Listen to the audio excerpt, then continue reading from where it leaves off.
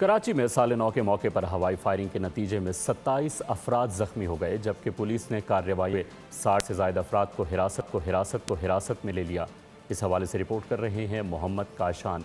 जी काशान, बताइए। पुलिस की जानिब से हर साल दावे किए जाते हैं कि साल नौ के मौके पर पुलिस की भारी नफरी तैनात की जाएगी, लेकिन हम देख रहे हैं कि शहर में जब हमने सूरत हाल जो देखी, शहर में हवाई फायरिंग के वाक़यात रिपोर्ट हुए। 27 अफराद जख्मी हुए, जिनमें बच्चे भी शामिल हैं, बड़े भी शामिल हैं और मर्द भी शामिल थे। पुलिस की जानिब से दावे किए गए कि पुलिस की भारी नफरी जो शहर में तैनात कर दी गई, लेकिन हमने देखा कि साल नौ के मौके पर आतिशबाजी में भी इंतजाम किए गए और वहीं हमने देखा कि हवाई फायरिंग का सिलसिला भी जारी रहा।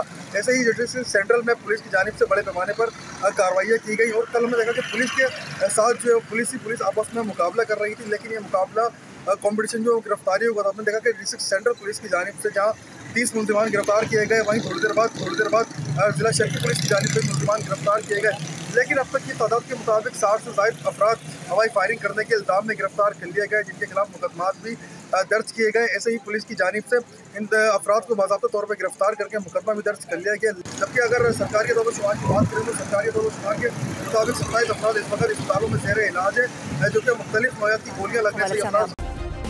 सब्सक्राइब करें और बेल दबाएं ताकि कोई खबर रह न जाए।